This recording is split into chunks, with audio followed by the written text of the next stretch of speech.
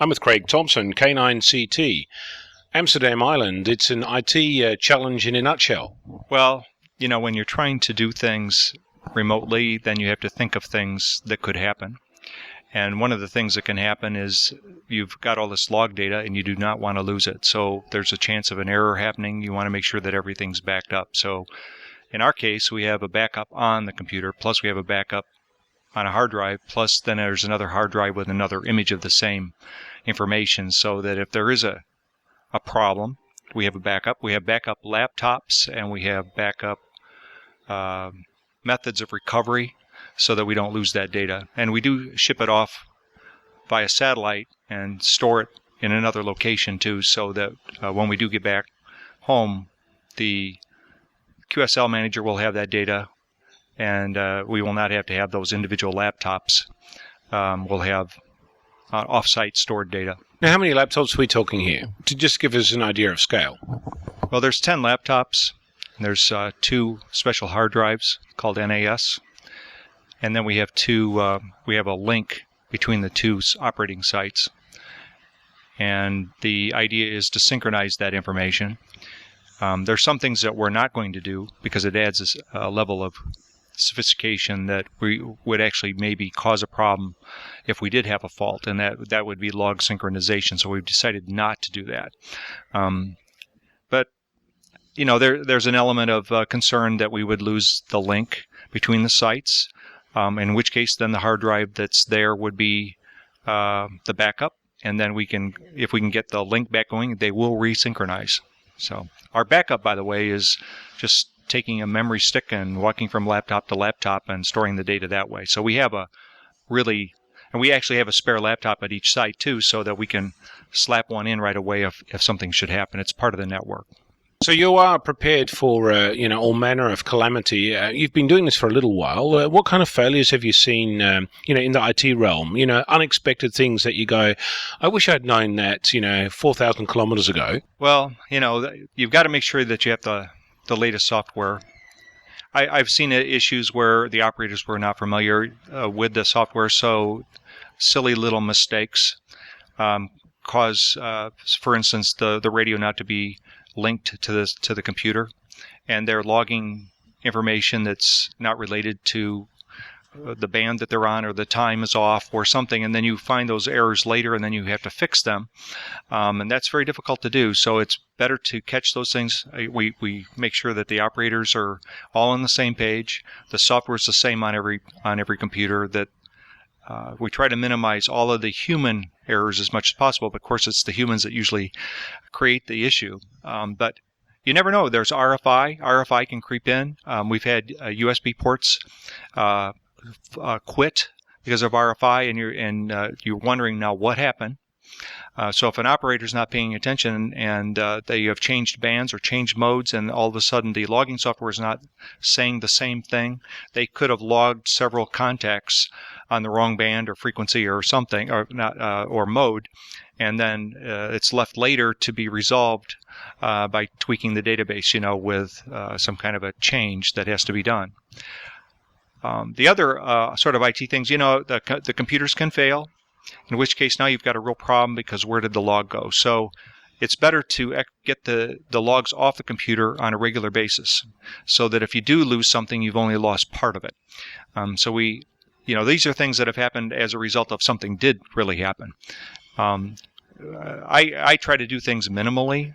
When we on several DXpeditions, because then it's just that one computer. If they're all networked, sometimes it could take down maybe several things, and now you have another problem. So when I was talking about synchronization of logs, if a computer fails and then you put in another computer, then it tries to synchronize all of the logs now on the new computer, and the other operators are trying to operate, and now their hard drives are thrashing, trying to sync the data back off to the new computer. So there's issues that can occur that can slow down the whole operation. You just try to think of these things ahead of time. Your logging isn't going real time. I mean, you're on a satellite link. You've got bandwidth is a limited resource. You don't have access to, being able to put megabytes and megabytes of data across that link. So how often does the data actually synchronize? Well, of course, that's going to be left to us doing that on a regular basis, because we'll be using a BGAN, and someone will get those ADIF files, which are like text files, and they will send them as an attachment to an email to a person that we trust to then receive them and store that data. And then he will send that information to ClubLog, which is a website that all hams seem to know about, and that we use for making sure that they know that they're in our log. And it helps them because then they're reassured that they're in the log, and then they're not working us again and again, which would be a duplicate contact. But so we try to make sure that we do that on a very regular basis so that the ham world knows that we've got them in the log. Of course, ultimately, you want to work everybody that wants to contact us, because it's such a rather rare, and it's also a difficult place to reach for most people in the world. It's very far away from a lot of the population centers in the world. So, you want to get to the point where the guy's got 5 watts and a dipolar wire that ultimately he can get in the log too. And of course, if the big stations are still calling because there's this uncertainty that they're in the log, that guy doesn't have a chance. It's good to upload this information as soon as possible and to confirm to the bigger stations that they're in the log, so that the small stations, the 5 watts and the wire off the balcony, has a chance to get in the log quicker. You've been doing IT around this DXpedition. I'm guessing you've done it before? Well, yes. I do a variety of different things. I like the radio to computer interface, which we're not simulating today here, but I particularly enjoy that, and this is just part of it. We have others that have been involved with the integration for actually special software was actually written for this DXpedition, and I know it will be used by other DXpeditions after we're done, that to help with the backups that we have talked about. And then also right now we're working on the being able to customize the profile of the software for each operator as they sit down as an automated feature, so that when you sit down as an operator, you type in your call that you're now the operator, it will automatically remember the settings that you last put in it. How long have you had your license? Well, I was first licensed in 1967. I was a young boy, 14 years old. So that's back when we were required to learn Morse code initially. So that was really the hard part for me. I enjoyed the technical things anyhow and was reading electronics books at a young age. So that part was probably easier for me to get the beginning license. But of course, learning the code, to me at the time, you were forced to do it. So then everybody was on code, and that's what we did. Nowadays, of course, in our country, United States, they don't require code. But what's interesting about that is they soon find out that if they really want to work DX, they want to learn the Morse code. So now you have this incentive, and so it's kind of fun. And so I have a lot of hams, young hams or newer hams, that come and want to learn more about CW, and use that to work DX. So I'm kind of tickled. It's kind of come around, so to speak. I suppose it's a little bit different in a learning incentive. If you have to learn something, then it's hard work. But if it's something you can do, when you feel like it, that's a whole different driver. Right. And I think also we've learned a lot about learning CW. In the last, maybe several decades, they've learned that learning it at a higher speed is much better. You start learning it by words and those sort of things, and more conversational. So I think that a lot of people do it that way. I know they also have some aids that have been help, digital decoding devices that you can interface with your receiver to actually, like any other digital mode, be able to decode. As I always say, CW was the original digital. But it's kind of fun because a lot of people start that way. They use a crutch, which would be the CW decoding device. And of course, they're hearing it at the same time. So ultimately, they soon learn, and they're then just glancing up maybe every once in a while to confirm that, in fact, that's what they heard. So I've enjoyed seeing several people that have shown interest in Morse code become quite proficient at it simply this way, Now, I've been an amateur for 3 years. the computing world since I was born, which is when you were first licensed, has dramatically changed. I don't know when computers and amateur radio started merging, but I'm guessing it was there from the very early days. How has that kind of interface evolved over that time? I mean, today's interface versus, the earlier exploits.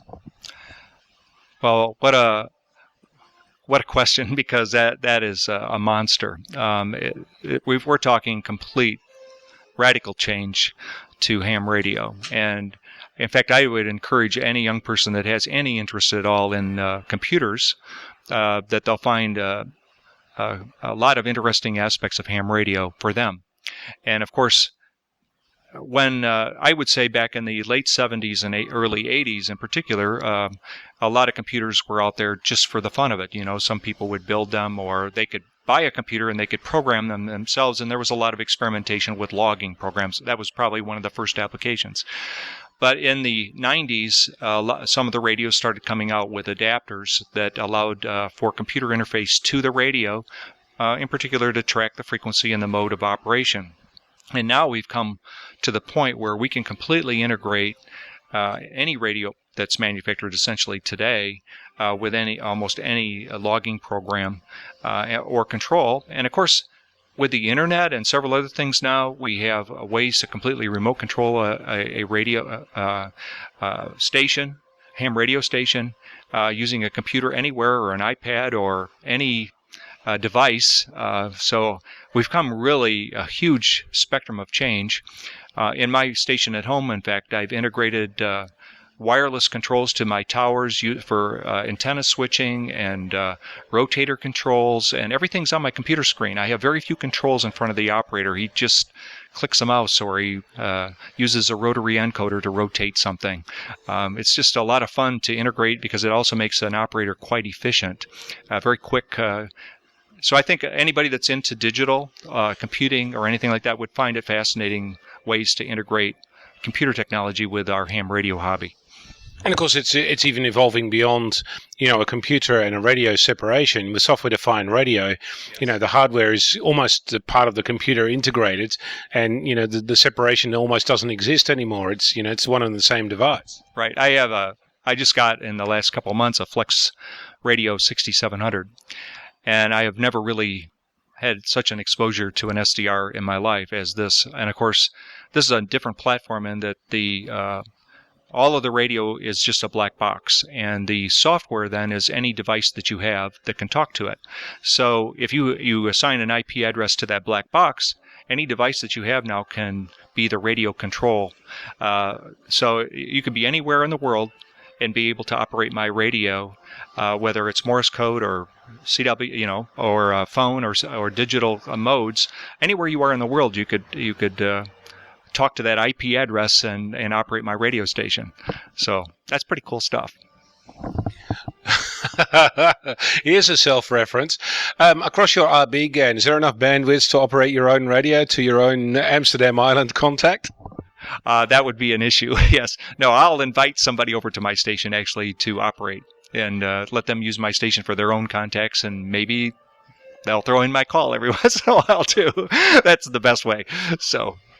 Now, you've been operating since 1967. You must have had some memorable contacts in that time. What was your most memorable one? Well, I'd have to think. I've had so many interesting contacts. I've had so many times where I've made a contact and run up the stairs trying to tell everybody how exciting it was to talk to somebody. And there's been so many of them. I remember waking my wife many times at 2 o'clock in the morning saying I just contacted somebody because I was so excited. So to pick out one as more memorable than the other, I don't know. The hobby, everything is so unpredictable. Everything that we have is a variable. Propagation is something that really we have a kind of a clue about, but no one really knows exactly, and that's such a variable. That's somebody says, well, why don't you just talk to somebody on Skype? You can talk to them around the world. Well, you've taken out all the variability and unpredictability of ham radio, and to me, that's where the excitement of just recently I had a contact with the Spratley Islands from my QTH in Illinois, and to be honest with you, it was the opening was probably less than 30 seconds long because it was on 160 meters and it was CW, and it happened to coincide with the change from full darkness to daylight. We call that the gray line. And you had to sit there and listen to them the entire time, and they just peaked right out of the blue. And for that 30 seconds, I was so fortunate that they heard my call, and they called me right away. We made the contact, and they faded back down into the noise. And I had been sitting there for 5 days in a row at that same time trying to work that station. And that was I guess my most recent thrill, was to say that I did something like that. So, but, I tell you, there's a thrill in so many ways. I completed my 2-meter worked all states, and 2 meters, of course, is associated mostly with short distance contacts. And I have had the privilege. I started working on worked all states on 2 meters in the 1970s, and so to complete 50 states after all of this time was a huge just very exciting thing. My last state was Alaska, and we ended up working off the moon, bouncing a signal off the moon for our last contact. But prior contacts had been bouncing signals off a meteor scatter or sporadic E or tropospheric openings, and temperature inversions. So it's just been very exciting to complete something like that after many, many years of trying. So, to pick out one, I've had so many, it's just a real thrill. That's why I think, the longer you're a ham radio operator, the more fun, and the more times you're going to look back and say, wow, that was exciting. Craig Thompson, thank you very much for your time. Okay, thank you very much. Enjoyed it. Good luck. Craig Thompson, K9CT, Amono, Victor Kilo 6, Foxtrot, Lima Alpha Bravo.